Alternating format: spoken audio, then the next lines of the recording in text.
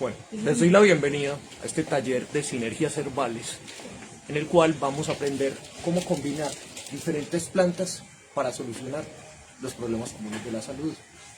¿Qué vamos a hacer aquí? ¿Vamos a tener curas mágicas? ¿Vamos a resolver enfermedades graves? No, vamos a aprender cómo hacían nuestras abuelas en el día a día para resolver y dar solución a problemas como cólicos menstruales, como migrañas, como cosas que se pueden resolver en la casa sin tener que recurrir a los servicios de urgencias, congestionarlos y tener pues el sistema de salud sobrecargado como lo tenemos. Entonces pues aquí estamos con los participantes. ¿Ustedes me autorizan a hacer una toma? Listo. Aquí estamos en la terraza de Librería Musa y bueno, acá estamos. Muchas gracias por ser participantes de este taller. Espérenme un momento, yo arreglo la cámara para asegurarme de que puedan ver lo que vamos a hacer y empezamos. Bueno, entonces ahora bienvenidos ustedes. Qué pena que la virtualidad siempre nos hace hablar en una cámara primero, pero bueno. Entonces bienvenidos, bienvenidas todos.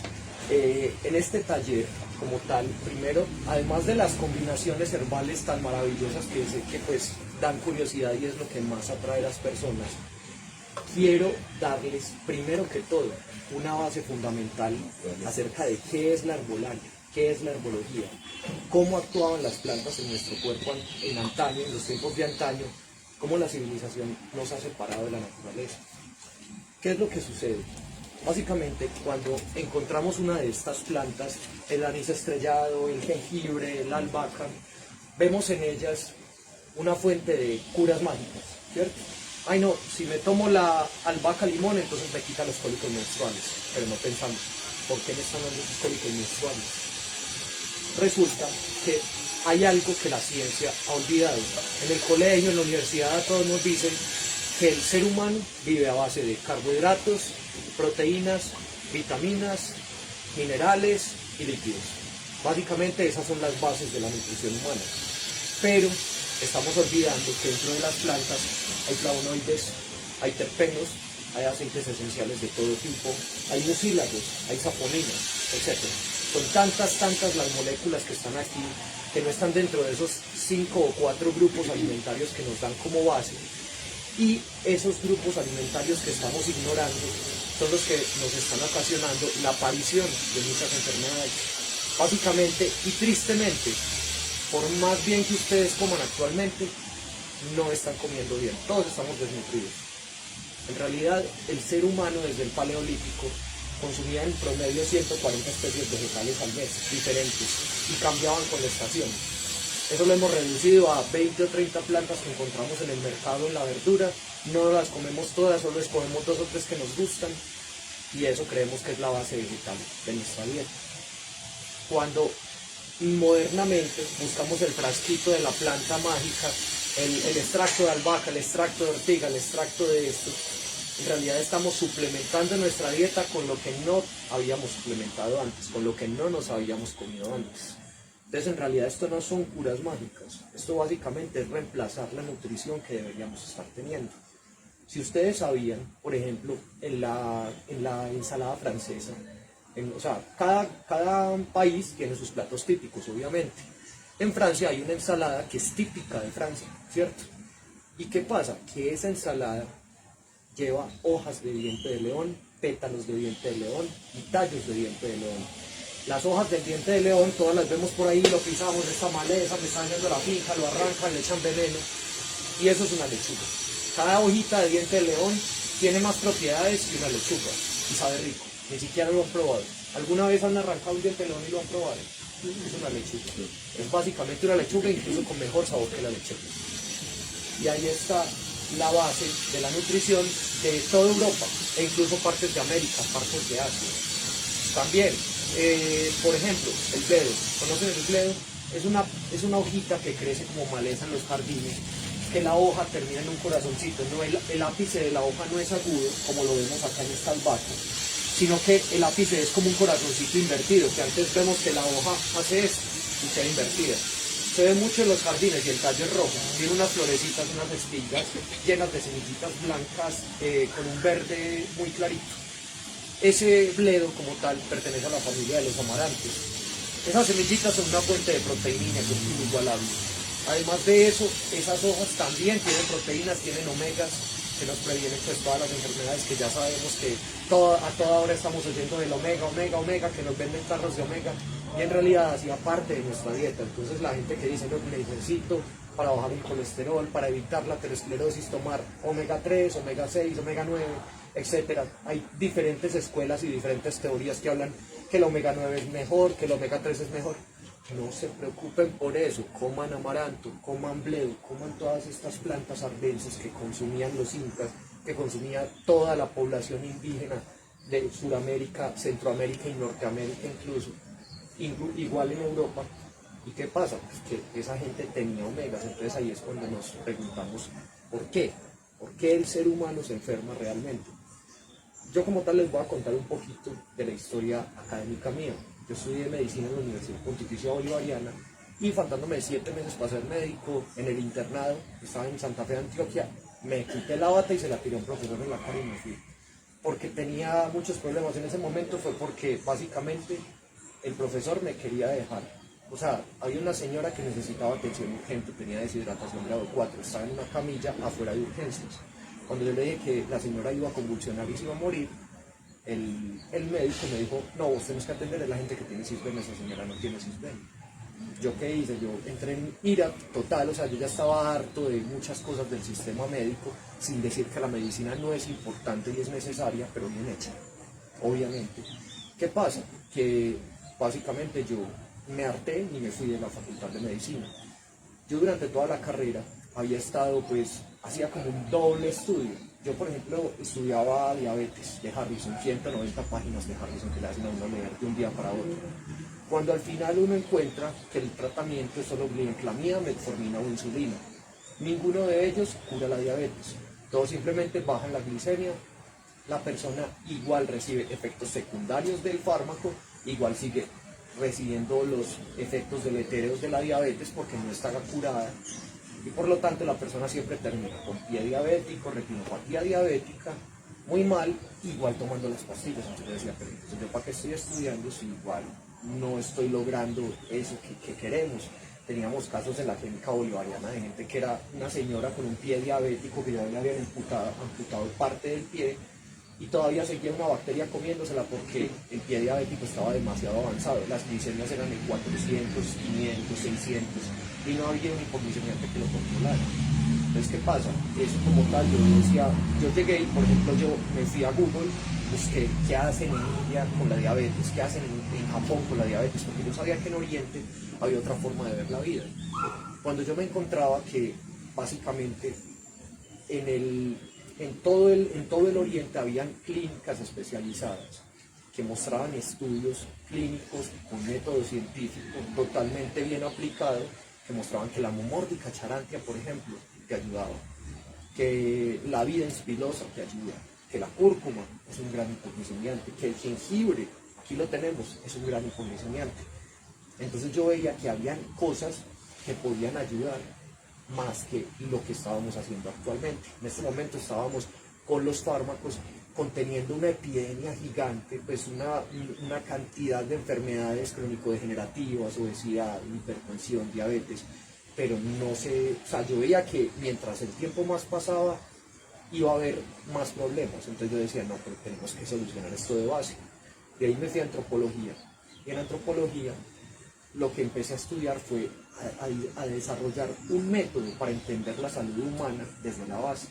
Entonces yo me fui mediante la arqueología en los estudios que datan y relacionan lo que es la salud del ser humano, porque en los vestigios óseos que se hallan en la Tierra podemos inferir mediante técnicas biológicas qué sufría ese ser humano, si tenía osteoporosis, si sufrió un cáncer, si tuvo fracturas, si tuvo infecciones durante su vida. Habían muchas cosas que se pueden inferir durante todo el recorrido de la arqueología a lo largo de la historia. Además de eso, también hay estudios en las mismas épocas, entonces uno decía, bueno, esta gente tenía estas enfermedades y tenía esta alimentación. Esa alimentación era fundamental. Cuando veías las culturas que tenían una mayor biodiversidad vegetal, las enfermedades eran menores. Entonces, como tal, y no es que sean veganas, como tal, la carne siempre ha estado pues presente en diferentes culturas. Y como tal, si nos vamos al paleolítico antes de la civilización, antes de la ganadería, nos damos cuenta que la carne era un alimento de emergencia. Siempre estábamos usando los alimentos de alrededor, lo más fácil de conseguir, porque pues un alce te cornea, fuera de eso si vas a cazar un puma te caza a vos porque eras más fácil presa que el alce que iba a cazar. Entonces es mucho más fácil conseguir los recursos que hay alrededor fáciles de conseguir y pues dejar la carne para cuando sea necesario, para cuando haya una sequía, un invierno, escasez de animales, etc. Entonces la carne no era la base fundamental de nuestra dieta, sí estaba presente y no se debe pues quitar. ¿Por qué? Porque muchas culturas llevan más de 10.000, 13.000 años con cultura ganadera, por ejemplo los celtas, aquí la señorita rubia por ejemplo, es muy difícil que deje la carne. ¿Por qué? Porque tus ancestros llevan 10.000 años cazando. Entonces, como tal, tenés la capacidad de digerir carne y ya te has adaptado a algunos nutrientes de la carne. Entonces, hay muchas, dependiendo del fenotipo, dependiendo de nuestros ancestros, no podemos generalizar, todo el mundo debe ser vegano, todo el mundo debe ser carnívoro. No. Cada genética humana tiene unas claves fundamentales que hablan de sus ancestros que consumían. Pero todos consumíamos muchas plantas, eso se los puedo decir, a no ser que haya un esquimal acá. Si son de los esquimales inuit, pues solo comen grasa de foca y pescado y ballena. Pero de resto, todas las culturas, y de hecho, mueren a los 50 años con colesterol, triglicéridos e infarto, por esa dieta tan baja de vegetales. Entonces ahí vemos que las culturas nos hablan de que la base fundamental es esto. Entonces, ¿qué pasa? Aquí como tal no vamos a tener curas mágicas, no vamos a tener es una suplementación que debería tener nuestra dieta y eso nos lleva a resolver problemas sencillos y de hecho lo principal, a prevenirlos. Entonces como tal vamos a empezar con el taller, vamos a empezar a identificar estas plantas y les voy a hablar por qué están como están. Esta como tal es albahaca, Ocimum basiliscum. Esta como tal, hoy no pude conseguir albahaca limón. La albahaca limón tiene una Ocimum citriodorum, son dos especies pues hermanitas. La Ocimum citriodorum o albahaca limón, la única diferencia que tiene con esta es que la hoja es mucho más pequeña, no tiene hojas tan grandes. Esta como tal es albahaca, esta es Ocimum basiliscum o albahaca verde normal. Las flores sí son muy parecidas y de hecho pues logré conseguir esta que es como la más similar a la albahaca limón, que es la primera planta que está en mi libro Colección de Hierbas. En este libro tengo las 15 plantas medicinales más comunes del mercado actual. Estas plantas como tal, ¿yo qué hice? Yo creé como un mini botiquín en el cual cada planta tiene una función específica para las dolencias comunes. No obstante, esto no reemplaza el médico, esto es para que si te dio una migraña, te tomas una infusión de albahaca, no se te quitó, ve al servicio de urgencias, ya es algo que no puede manejar la planta.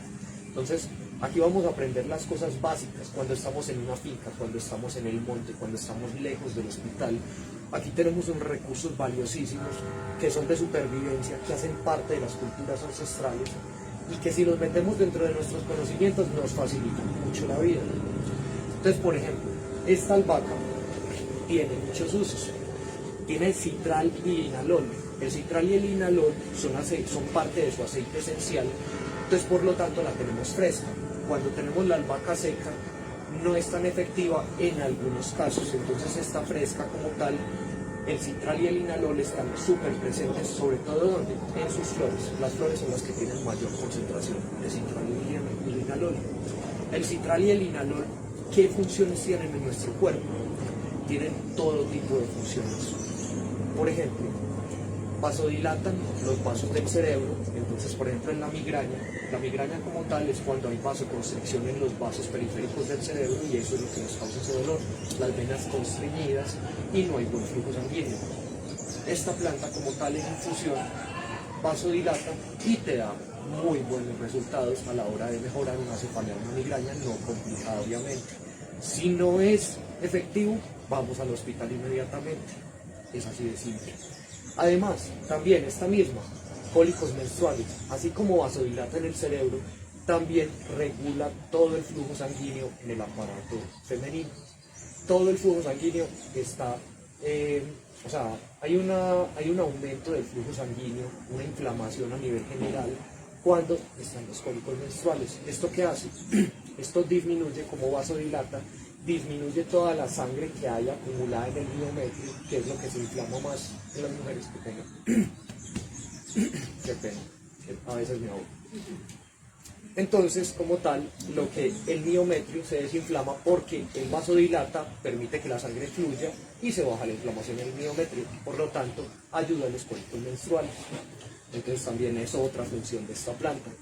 Además de eso, también esta planta nos ayuda a los hombres con un problema, la eyaculación precoz. Resulta que esta planta al vasodilatar hace que se dé menor distensión de los vasos sanguíneos, o sea, la erección disminuye un poco, no se pierde, sino que disminuye un poco, y además a nivel central lo que hace es que aumenta la óxido nítrico sintasa, que es una molécula que produce óxido nítrico, entonces mantiene la erección, pero la vasodilatación es menor. Entonces, como tal, forma un equilibrio, mejor dicho, entre el citral y el linalol, hacen que haya vasodilatación periférica, haya mejor riego sanguíneo a nivel vascular, a nivel arterial, entonces, como tal, mantiene erección, pero hay menor sensibilidad como tal, y prolonga pues la relación. Es algo que esta planta casi nadie conoce, de hecho lo encontré por allá en unos estudios súper rebuscados sobre el citral y el linalol, y de hecho pues es algo que sí, eso es bien efectivo, de hecho. Eso pues sí, es bien efectivo. Sí, tengo una historia, pues ojalá no, pues les cuento la historia como tal. Aquí, bueno, y ya que está Facebook, que le gusta el chisme, entonces mejor. Una novia, ya sabe quién era, una exnovia. Ella pasábamos por un jardín, yo no conocía esta planta en ese momento, yo estaba empezando a estudiar herbología. Ella cogía y de un jardín arrancaba las florecitas y empezaba a molestarme, me la metía en el oído, me daba en la cara, me la metía en la nariz, me molestaba, jugaba con la plantica. Un día yo llegué y yo le dije, vení, eso huele rico, voy a hacer una infusión con eso, y me hice la infusión. Pues ese día iba a pasar algo que nunca pasó porque no funcioné, o sea, eso era pero, sino que es que la cuestión fue que la hice con puras flores y súper concentradas. Fue tanta la curiosidad que por eso encontré el estudio por allá que decía que es que, a ver, por un lado vasodilata las venas y por otro vasodilata las arterias. Entonces, si llega buena sangre al pene, pero si tienes una erección demasiado grande, si tienes una dosificación demasiado alta, lo que sucede es que también se da vasodilatación venosa y las venas son las que evacúan la sangre. Por lo tanto, tumba la erección completamente. De hecho, también es algo de broma que las mujeres utilizaban en el pasado. En Francia la utilizaban para cuando no querían tener relaciones con el marido. Le daban de esto y el marido no funcionaba. Entonces es una cosa que se da en la tradición francesa. ¿Ese mismo ¿cómo se llama? ¿Albacón? Sí, pero la que está descrita y de la que más tiene propiedades que les estoy hablando, este es el albacón, que es de hoja grande. Sí. Pero la que les estoy hablando específicamente se llama albahaca limón, es igualita a esta, las flores son igualitas y las hojas son un poco más pequeñas, es la única diferencia que tiene. ¿La albahaca limón también puede ser morada o esa es otra diferente? No, esa es la albahaca morada, o esa también se llama Ocimum sanctum o albahaca sagrada o tulsi en la medicina ayurvédica. La albahaca morada o albahaca sagrada, de hecho la voy a traer abajo.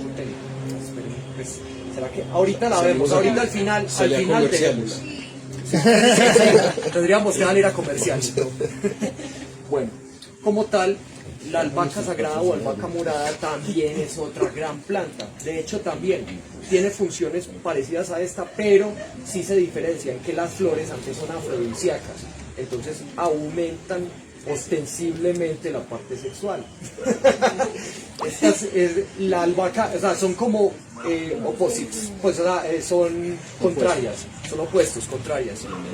Porque como tal, sí varía un poco el perfil de los aceites esenciales en la albahaca morada. Entonces, como tal, además, la albahaca morada sirve también como antiinflamatorio, la gastritis. La albahaca morada es súper efectiva, junto con la hierbabuena y la malva, para resolver problemas de gastritis, que son otras dos plantas que también es muy bueno. No las tenía hoy a mano, no las logré conseguir, pero la hierbabuena y la malva, les doy el dato: si tienen una gastritis, hagan una infusión con hierbabuena, 3 gramos de hierbabuena en un pocillo de agua hirviendo. Les puedo garantizar que el 95% de las gastritis que no son patológicas, es decir, la gastritis normal, va a resolverse con eso. El resto deben ir al hospital, demás que tienen el Helicobacter pylori y demás que tienen pues cosas, pues que complicaciones que ya no van a ir. Pero como tal, a nivel básico, ustedes pueden resolver una gastritis con hierbabuena si no es patológico, si no tiene una úlcera o alguna complicación. Listo. Entonces, bueno, esta planta además hace parte pues de las culturas ancestrales, de hecho es la principal planta de la dieta tailandesa y filipina, es una de las hierbas que más utilizan y por lo tanto pues es parte de una dieta que es biodiversa. De hecho, cuando nos vamos a Filipinas, cuando nos vamos a Tailandia, una de las cosas que más encontramos en esas personas es la tranquilidad. ¿Y saben por qué? Porque a toda hora, y también se da en Italia, el pesto italiano también lleva albahaca limón, específicamente Socimus Theodorum, albahaca limón, la que es la receta italiana del pesto. O sea, el pesto original italiano tiene que ser con albahaca limón. Vemos que la gente en Italia, que la gente en Filipinas y gente en Tailandia están clasificados como de las personas con menor cantidad de estrés y más felicidad. Y es porque esta albahaca también elimina la ansiedad. Si uno es ansioso, si uno tiene taquicardias, palpitaciones, pues no las que son obviamente provocadas por la ansiedad, pero si sabemos pues que si tenemos síntomas cardíacos graves, como por ejemplo un dolor precordial, algo así, obviamente vamos al hospital inmediatamente. Pero hablo de la persona que es nerviosa, que siempre dicen, ay no, es que el corazón me palpita, siempre está ansiosa, le sudan las manos, que es la persona que ya tiene su cuadro de ansiedad diagnosticado por el psiquiatra o por el psicólogo. Esas personas se pueden beneficiar con esta plantica, no obstante tienen que seguir su tratamiento, pero esta planta les ayuda a regular. Además de eso, insomnio. Si tienen insomnio, utilicen las flores. 3 flores en infusión por pocillo de agua es casi que buenas noches, equivale a buenas noches, así de sencillo, para la mayoría de personas. Si es un insomnio que no se resuelve con 3 flores de esto, vayan, busquen tratamiento porque pues es algo que lo amerita. Con 3 inflorescencias, Sí, completicas. completicas, Ya. 3 florecitas completas, inflorescencias como tal. Como todo el palito. Todo el palito, o sea, no, Sí, eso en la albahaca. Ah, bueno, eso es algo que me preguntan en Facebook. ¿Cuál es la flor? La flor no es cada pedacito de estos o cada petalito, la flor es todo esto. Aquí, por ejemplo, en la parte de abajo, vemos que la planta tiene pues o sea, se podría asumir que esto es una florecita, esto es otra florecita. No, la inflorescencia o flor es completa, es toda la extensión de la inflorescencia equivale a una flor. Entonces 3 inflorescencias completas para insomnio. Bueno, además de eso, entonces bueno, terminamos aquí con la albahaca. Vamos al jengibre. El jengibre, tradicional de la medicina china, tradicional de la medicina ayurvédica y de todo Asia, de hecho también es súper común en Tailandia, Filipinas, y todos estos países tienen sus sistemas de medicina tradicional que lo utilizan. Cristiano, ya te hablo. Este jengibre como tal, este jengibre es una planta que pues conocemos en el medio como algo rico, algo que sabe rico. Bueno, de hecho, ya todos tomaron bebida de jengibre. Sí, pues, bueno. Este jengibre no es solo una bebida rica, de hecho también, ¿por qué les dije jengibre al principio? Para activar sus papilas gustativas. Ahorita vamos a empezar a probar, a oler, a sentir las hierbas tradicionales para que pues tener una experiencia olfativa y gustativa.